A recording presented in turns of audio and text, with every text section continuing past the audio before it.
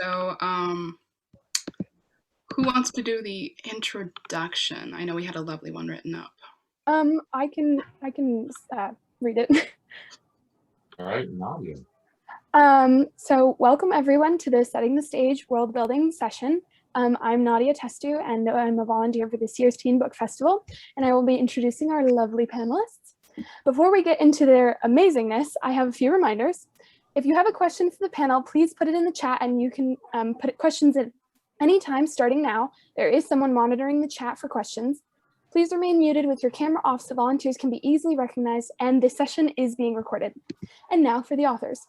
Our first panelist is Namina Forna. Born in West Africa, she is the author of critically acclaimed novel, The Gilded Ones, book 1 in the Deathless series. As the first Sierra Leonean American to land a book deal with a major publisher for a young adult fantasy novel, she and her novel are one of a kind. Next is Lisa McMann, author to over 24 books, including the well-known Unwanted series and the Wake trilogy. Her first book, Wake, came out in 2008, and she hopes to continue writing for a very long time. Now, last but certainly not least, James Ponti. Born in Italy, raised in Florida, and attended USC Film School, he certainly has seen it all. Authored of 7 books, including those in the Framed and City Spies series. We hope he continues writing for more for us to enjoy. Thank you very much. That was very nice. That was lovely. Thank you. Okay. I feel very impressive now. It was. Yes. All right, a first question to start us off. When beginning a new novel, guys, do you develop the characters, the plot, or the world first?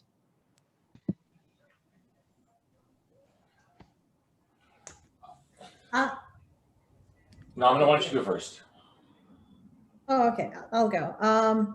It's funny because I'm the only one, I only have 1 book, but I will say that if we're going off the Gilded Ones, I think that the first thing I had were questions, because for me, The Gilded Ones is a book that answers questions. I'll just pitch you guys the book really quickly, just so it helps with the explaining.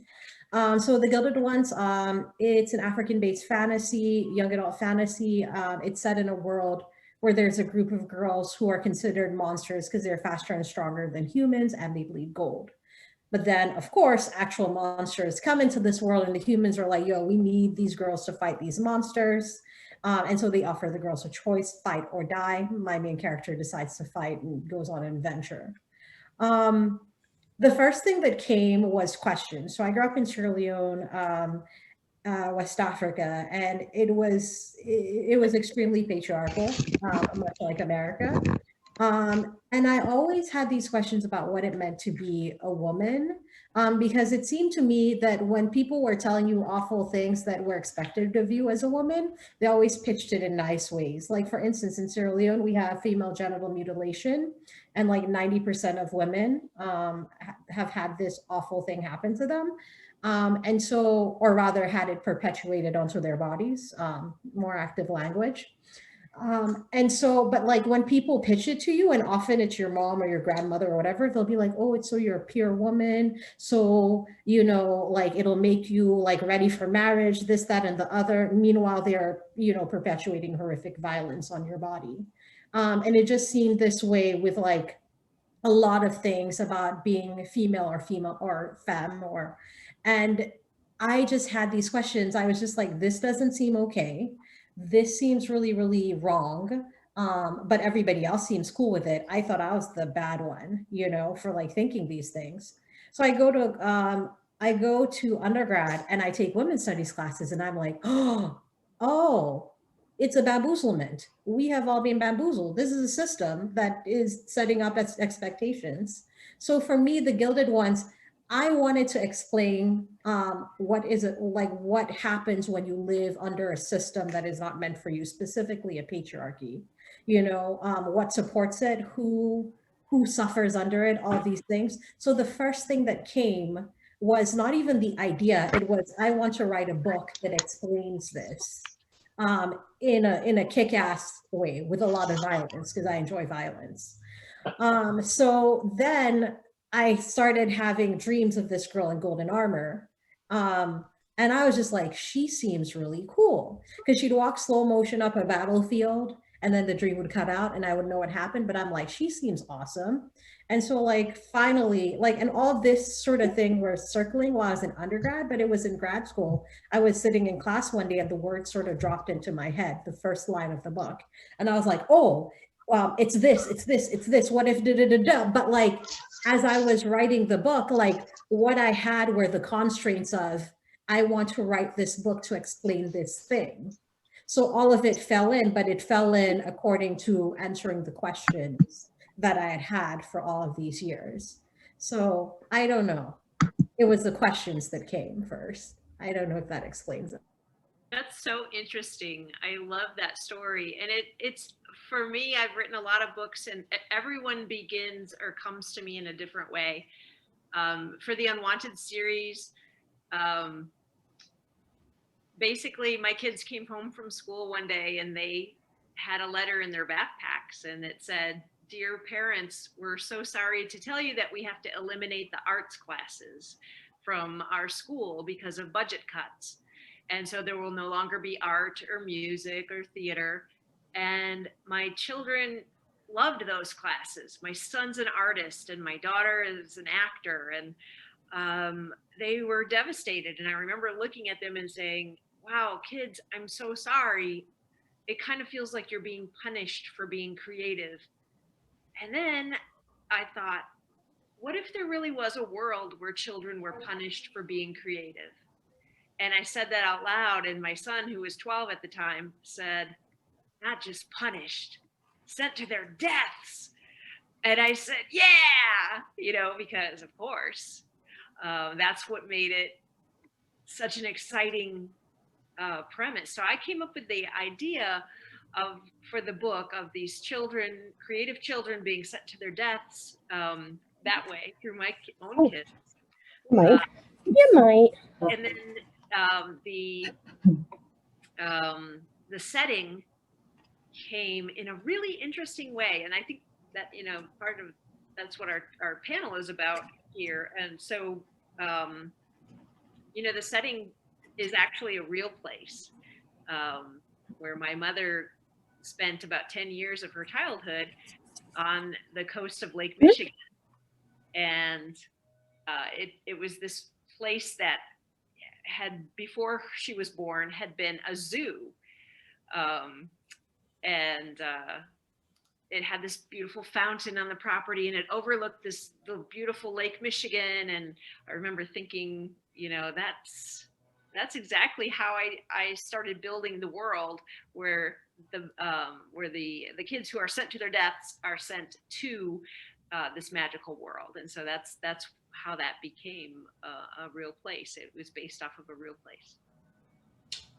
I start books always from different places too. Sometimes it's a character, sometimes it's a concept of a plot, but my books are really different than the others here in that, I think the Unwanted and Guilted ones take place in a different reality to a degree than art. Mine is set in the present day world, but world building is still an essential part of that.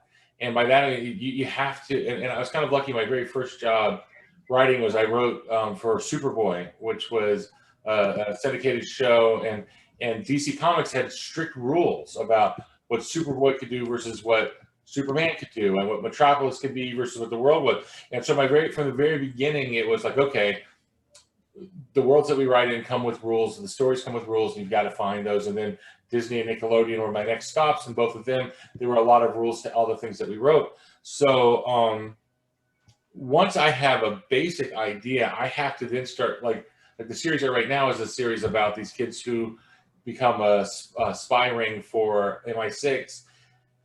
I have to set up, okay, what is the type of mystery they can do? What is the world they can do? How much action can they do? How much violence can they do? What am I allowing in the world of, say, weapons or this or that or what? And the world building is probably the single most precise thing that I do, as far as I have really hard, fast rules for so much of it.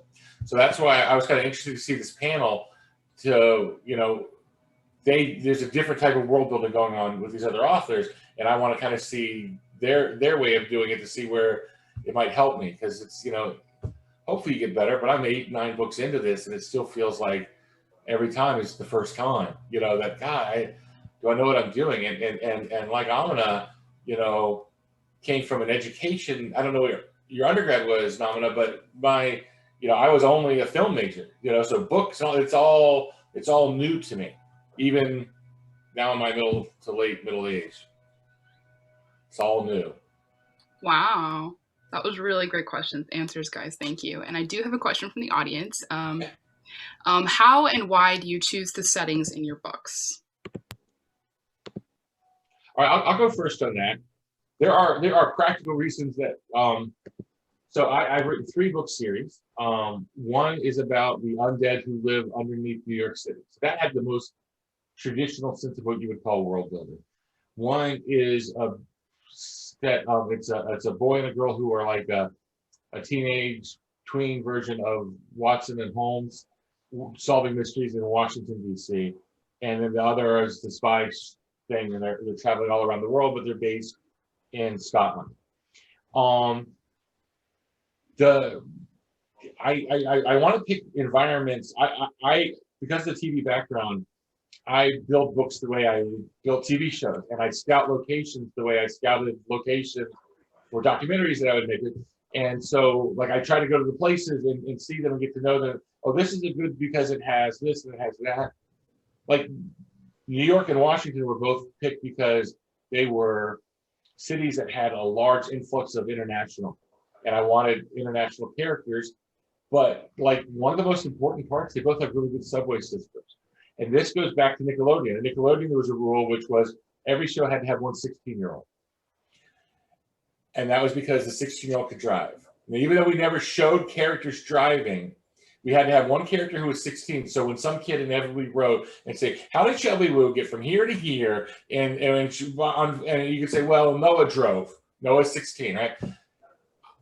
The New York and Washington both have really good subway systems that kids can use to navigate. And that was part of the allure for me to set the shows there, knowing I had this big of a geographical region that I could cover without having adults involved. I'll go next. And I didn't realize that was a rule. That's a really cool rule. It helps. So for me, as I mentioned, I grew up in Sierra Leone. And for me, despite the fact that I grew up during like a war, Sierra Leone has always been a magical place. I grew up in a house that was next to a marsh that like was next to the beach. So I could sit on the veranda on any given day and look straight across and see whales, breaching in the ocean. And there was a magic in there. Or like the marsh, there were monkeys in the marsh, not anymore, but there used to be. And on any given day, sometimes they'd come up to the house and like get into your pantry, which was, monkeys are very a lot, but I really enjoyed and appreciated seeing them. And so there was a magic in that. And the second thing was that, so my dad used to tell me these stories that I thought were just like stories, but he'd tell me about places like Benin and all these things and tell me about all these wondrous ancient African kingdoms. And I'm like, yeah, whatever. Turns out that they were all real. My dad was a historian. Well, he was like an amateur historian. So I always grew up with the sense of Africa, of Sierra Leone in particular, but Africa in general, being a place of magic, a place of wonder, and also just like this immense place where you could explore. And so when I set out to write the Gilded Ones, I really wanted to write, like I immediately knew that it was going to be set in an African world, because like for me, growing up in Sierra Leone, like African worlds, like Asian worlds, Middle Eastern worlds, those were the worlds that I connected with. and I always wondered why there weren't more of them, because I always thought they were so magical. And my understanding of these worlds were different from what I was being told was what they were here. Because I not only had, the practical lived in experience, I also was reading a different sort of, I was reading different sort of books that looked at these places in different ways. So when I decided to write The Gilded Ones, I really wanted to create a world that was built on an idea of a fantastic Africa, but that had at its core a practical, that had a practical and real foundation. And one of the things about coming to America is like here, there's this whole idea, like, and you see it all the time, which is why I will just say this, I really despise National Geographic, because like all those pictures, like all they ever seem to show is pictures of like naked Black people, and that's it. Like that seems to be what Africa is supposed to be. But like growing up there, I knew that there were all these civilizations. So I went back and I did my research, and I researched places like, and I always like to use this fact. So Benin, in what is now Nigeria, had the first street light system in pre-colonial Africa, like in the world. It was there in pre-colonial Africa. It had walls that were once 4 times the Great Wall of China.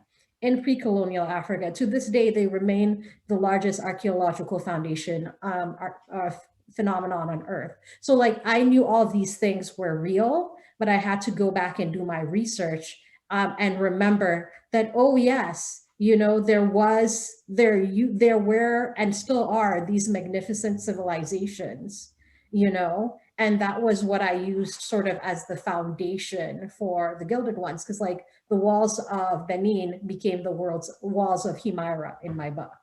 So yeah. Oops, sorry. That is so cool.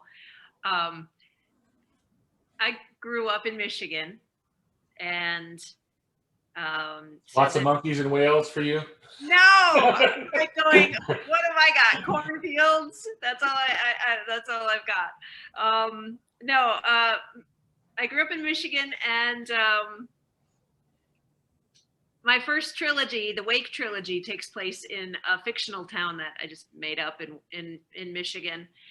And then my book after that, Criers Cross, takes place in Montana, because, and I chose that because I wanted a place in the mountains that would have very little cell service, because cell phones were coming into play, and everybody had one by that point I was writing that book.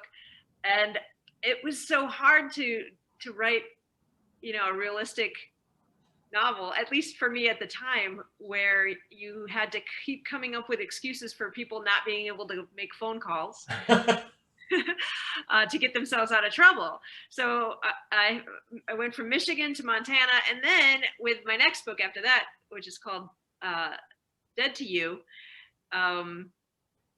I picked another M state because I felt like I was on a roll. So and now I'm trying to remember if it's Missouri or,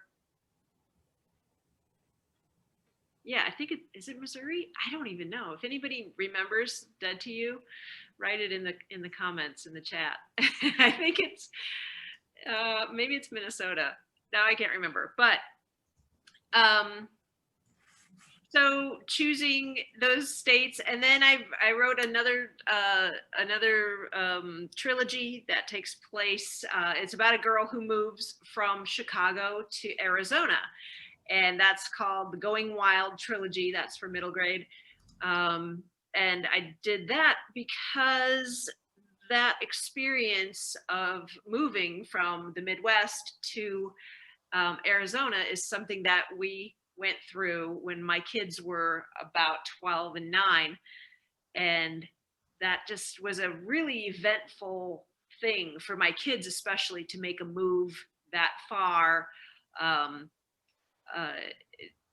that just the experience of that, I thought was something that would be really cool to talk about in the book, how that affected them, when you leave your best friend behind and you have to go to school in a place where you don't know anybody. And so that made it into the book too. But yeah, I guess my environments definitely did influence different books settings because of that. All right, awesome. Those are some really great answers.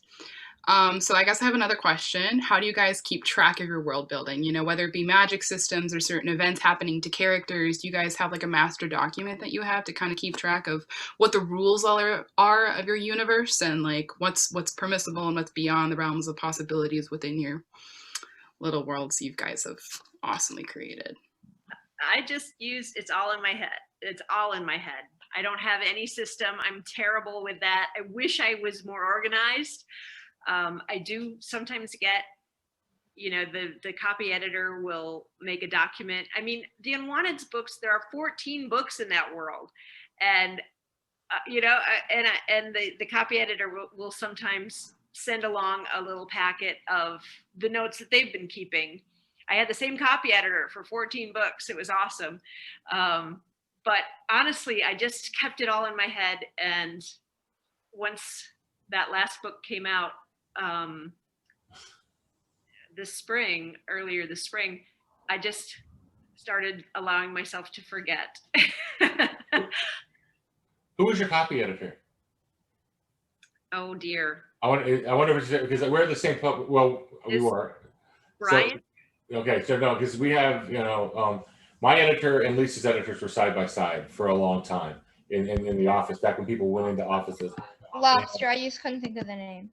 And it was, I have that same problem. I should create, because in TV, we always said it was called the show Bible. And every time you gave a fact, like, I remember I had the Bible of Frasier, which was really great to learn from. It's like, this is the phone number of the radio station, because we've said it, so we might as well make sure we always use the right phone number. And this is the time that the show is on, and this is where so-and-so said they went to college.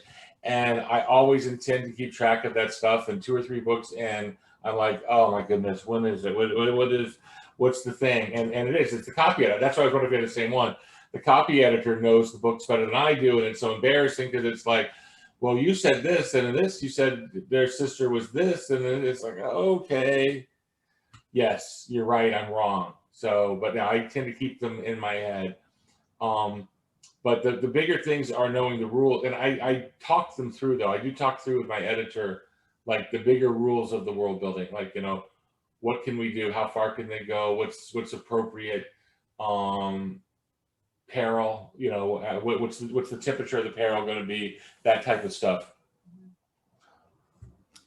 For me, and I apologize, I have a puppy, and puppies do very weird things, so you have to be like, I see you, I see what you're doing there. For me, it's a combination of keeping things in my head, but also I tend to write very detailed outlines.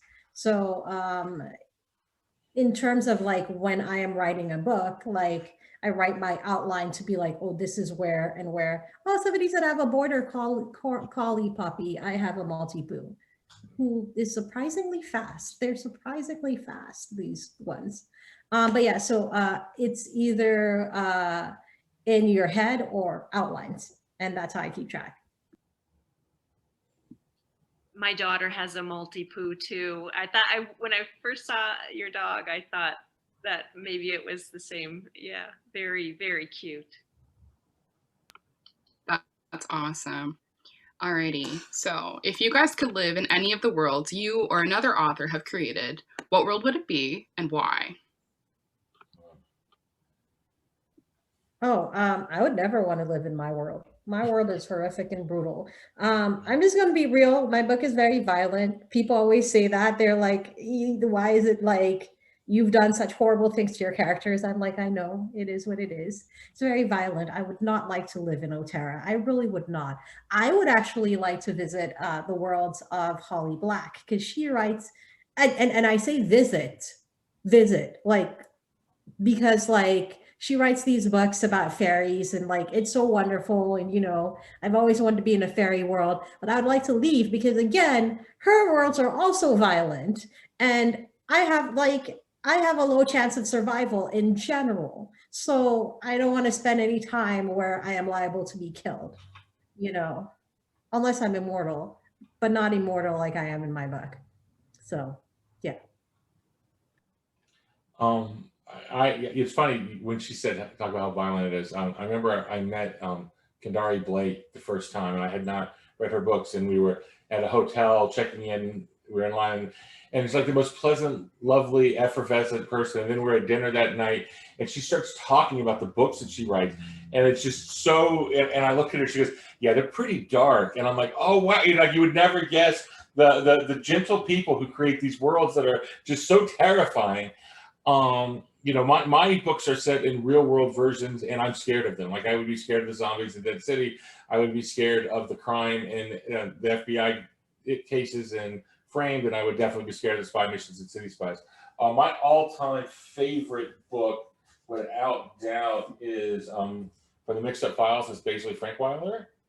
And I remember as a kid just thinking it was the most amazing thing that for a week, Claudia and her brother lived in the Metropolitan Museum of Art.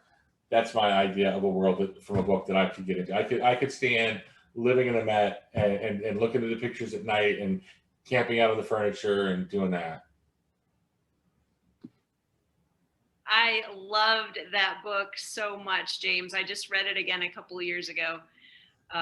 Holds up, doesn't it? I'm sure. I haven't read it in a while. Yeah. I was really surprised. It really does hold up. I would absolutely not live in Quill, which is the dystopian world in The Unwanteds, but I would absolutely, yes, live in Arteme, which is the magical place where the creative children are sent to. Mainly because they have like this automatic room service where everybody has this this cylinder in their room where they can travel from one place to another and on the property, and also get room service brought up to them, which seems really cool. I would like that. I'm sorry, I want to interrupt and ask Lisa a quick question on that. So were they able to save the arts for your kids' school, or did they lose them at the school? They lost them for a short time, and then they were able to bring them back. I think it was 2 years later. But that actually gave us an opportunity to look elsewhere outside of school for programs in the community. And we found a youth theater for Kennedy, and we found an art center for Killian. And I don't know if anybody knows this, but Killian is now a professional artist. So he was able to continue doing what he wanted to do, even though they didn't have it available in school. And Kennedy is a professional actor. She plays Nancy Drew on the CW show by the same name. So cool. we were able to go for it and follow their dreams, and even though that stuff was taken away. So I know it feels right now for most of us that we've had a lot taken away from us this past year. But I just want you to know that you can keep going for it, and you still can find your own way through this to go for your dreams. And it may feel like some things have been dashed recently, but I believe in you. The world building concept too is really important this year. And the lesson that we learned unexpectedly, for me at least, so I spent all this time in television, and I'm migrating over to books, and people are like, aren't you going backwards? Aren't books dead? And television and movies are the future. And it's funny when all of a sudden this thing happens and the world shuts down, and television and movies, more than anything, throw on the brakes because you can't go see the movies, and all of a sudden you can't make the TV show. And it turns out this little technology of the book is just resilient beyond belief. And at a time when I expected, well, all the sales are going to drop and all like that, the books are still doing well. And I think it's because kids are trapped, dramatic word, but probably true, in homes, and parents, and the books let them go into these other worlds, and they let them travel, and in a time when we can't travel. And so it's been an instructive year for writing, to see the role that the books play and the role that creativity plays. And when something gets taken away, how important it is that the creative things fill up. Yeah, that's a really great answer. Thank you, guys. And so I was also wondering, where do you guys draw inspiration from when you're building? Like, is it certain places, events or mythologies or people or like history, And how much does that influence and how much of it do you think is from the creative process? I'll go first. I like it depends. For the Gilded Ones, definitely my inspiration was just where I grew up and learning all those stories, and going back and doing that research. And the more I researched, I was like, oh, cool. Like, the castles of Gondar, Ethiopia. Cool. Let's write this in. Let's, like, I think that's the wonderful thing. It's like, once you start that journey and you start your research, then it sort of spirals and you learn more and more and more. But I think, for me, the settings depend on what type of story I'm telling and what type of world I'm building. So like, for instance, I have a world that's completely underwater. And one of the things that I do, and I again cite this again and again, is research. So like, I will spend a lot of time watching nature documentaries, reading, like waking up in the morning and reading articles just in case there's something random that like sparks my mind. Like, I think one of the things about world building is that you never quite know where the inspiration comes from, which is why you must devour everything, like read everything, watch everything. And that it sparks things in ways that you wouldn't know. And actually, I am going to assume that there are people here who want to build their own world. So I offer this very practical advice, which is something that like floored me. So there's outside of consume everything, there's a speculative documentary on Netflix called Alien Worlds. And I encourage that everybody who wants to build their own worlds watch that, because what it does is like, for each episode, and it's like 4 episodes, I think. For each episode, they explain a natural scientific phenomenon. And then what they do is they create a world based off of that phenomenon. And I think that's a good way to explain how you see something, you look at the rules of it, and then you just deconstruct and you make your own thing. So that's just, I think, a very practical lesson there in world building. So yeah, that's it. Research plays a huge role for me. And research plays a twofold role. One is it helps me make accurate the things that I want to make accurate. But if you research well, you also find out things you never would have known about that give you then you create, and I'll give as an example, there's a great building in New York City called the Flatiron Building. You may not know the name, everyone's seen it. It's that odd triangular building. And if you stand at a certain angle, it looks like it's 2-dimensional, not 3-dimensional. It's really neat. And I wanted to use it because the look of it, but I wasn't just going to say, oh, they go to the Flatiron Building. And I researched the building. The elevator in the Flatiron Building does not go all the way to the top. They misbuilt it. If you want to go to the top of the Flatiron Building, you take the elevator all the way up to the second highest floor, go out into the hallway, go down to the other elevator that only goes up 1 floor. Well, then I would never have come up with that. But then I got to come up with why for my world building and my alien story or my zombie story, just like in researching Grand Central Station, Grand Central Terminal. There are 2 facts about it that I found that were just fascinating. One is because FDR was in a wheelchair and wanted to seem strong during the war, they built a ghost platform underneath the train station that he could come on and the limousine could go underground and pick him up, and he never had to get outside where people could see him. But now it's just left there. So that was like, oh, that's kind of interesting. So I used that. And back in World War II, the same thing. Because Grand Central trains come using one kind of power, but then they go in tunnels and they couldn't have all the smoke built underground, they switched to electrical power underneath once they reach New York City. And that electrical power is generated by in a special room up until recently in Grand Central Terminal. That the Nazis during World War II had figured out that if they could get a bag of sand and pour it into the machine that does the conversion, they could shut down train travel across the entire eastern coast of the United States for 6 months, that the ripple effect was such.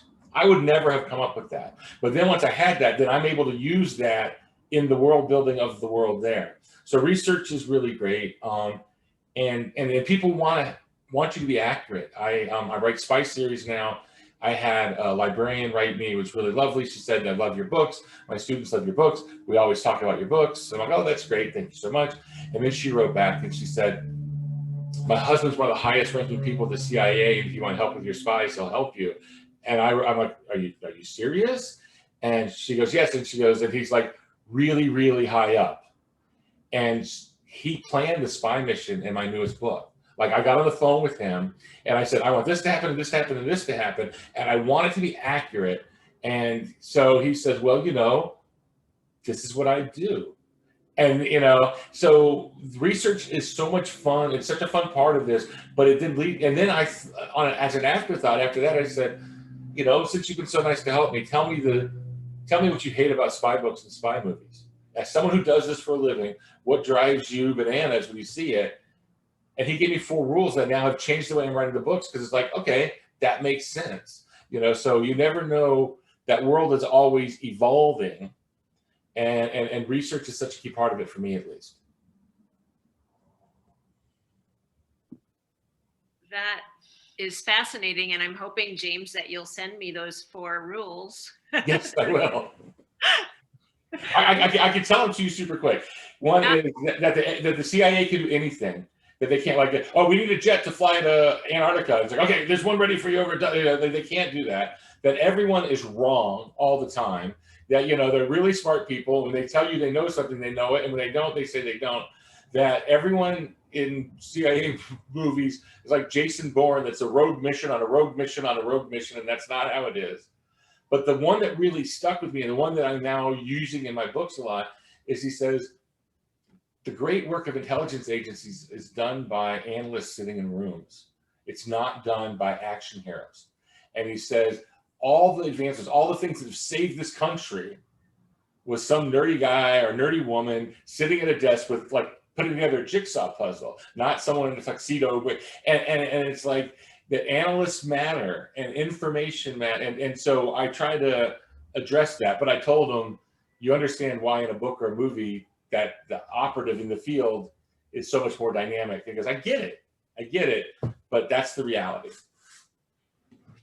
Wow. So you're telling me burn notice isn't real? Well, I won't get into specifics, but he's really good friends with all the people involved in Argo, and he had very funny things to say about Argo. He's like, "I love this movie. I love this movie." And in the last 3 minutes, I'm like, "Are you," like, I'm standing up in the theater saying, "Are you kidding me?" So you never know. All right. Man, I use a lot of research and history in my fictional books too. In fact, spoiler alert for the Unwanteds, this fantasy world, the only way to get to it is through the Dragon's Triangle, which is like the Bermuda Triangle, but it's the lesser known of the triangles, I guess. But it's south of Japan. And when I was starting to build the world of the island of Quill, I had them using vehicles, and I was like, how would they have built these without resources, to build vehicles? And so I started thinking about, well, what if, like, a ship went down carrying vehicles? And I did some research on that, and I discovered this ship with scientists on it that went down in the 1950s in the Dragon's Triangle. It was never seen again. And so I decided 3 of those scientists made it to this world, and I put them on one of the islands in the Unwanteds. And I knew their ship name of it and everything, and they discover the ship, and it's just kind of fun to throw in those little bits of history into the story and building the world. In City Spies, Golden Gate begins with a Marine Research Vessel being hijacked in the North Sea, And so I tracked down the biggest marine research vessel in America, which is the RV Sally Ride. It's the Scripps Institute in San Diego. And I talked to a woman who worked on it. And I said, I just want to be accurate. I want to promote science and marine biology and women in science and all these things. And then I said, okay, now here's the hokey stuff. So if a ship got hijacked, what would you do? And she told me what you'd really do. And then my favorite answer I've ever gotten on research, I said, where would you hide? And she goes, oh, I have all the right places. I'm like, what? She goes, when we have a new ship and it isn't being used yet for a mission, like we're not doing research, we're just driving it. We play assassin on board, where you go and you hide in the ship and hunt each other down. She goes, I know all. And so she listed off all the best places to hide on a ship. And so I used the real one. So it's the rear machine thruster machine room is the best place to hide. So if anyone's ever on a ship that's taken hijacked, the rear thruster machine room, where you go. I have learned such practical advice. Isn't it? Yes, very practical. I will find the rear thruster machine room. Is that how you say it? Somehow. I think that's it. We'll make it happen. All right, that was awesome. So we've got like 2 minutes left before our panel is finished. So I want to throw out any quick advice regarding world building for any aspiring writers out there.